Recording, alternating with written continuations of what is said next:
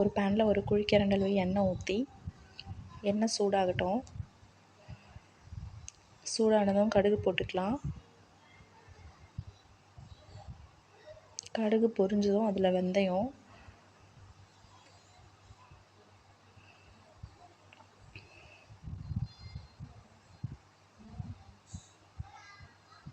பொரிஞ்சதும் துருவி வச்சுருக்க மாங்காவை சேர்த்துக்கலாம்.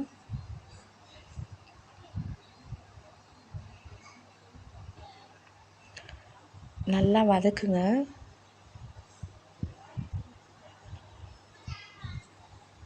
ஸ்டவ்வை ஃபுல் ஃப்ளேமில் வச்சு நல்லா வதக்கிக்கலாம். இப்போது தேவையான அளவு உப்பு போட்டுக்கலாம். நான் இப்போது ஒரு அரை ஸ்பூன் அளவுக்கு உப்பு போட்டிருக்கேன். நல்லா அழுத்தி இது போல் கிளறி கொடுத்துக்கோங்க.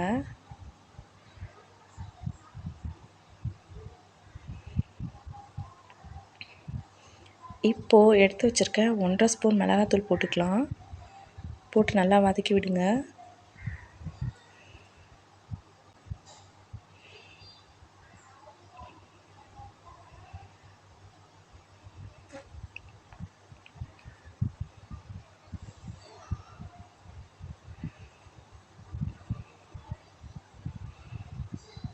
இப்போது வறுத்து அரைச்சி பொடி பண்ணி வச்சுருக்க அந்த பொடியை சேர்த்துக்கலாம். சேர்த்து நல்லா கிளறி விடுங்க.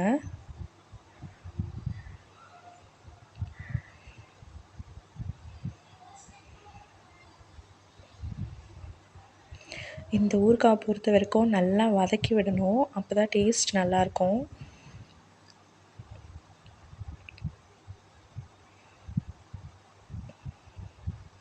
இந்த ஸ்டேஜில் 1 டீஸ்பூன் அளவுக்கு உப்பு சேர்த்துக்கிறேன்.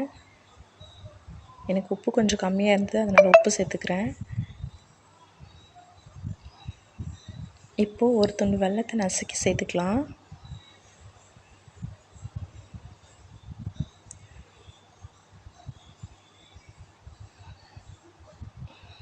நல்லா வதக்கி விடுங்க.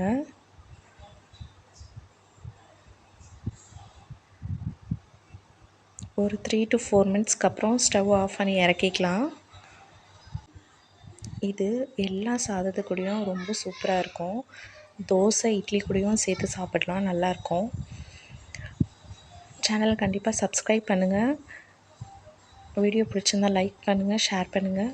அடுத்த வீடியோவில் பார்க்கலாம். Bye friends.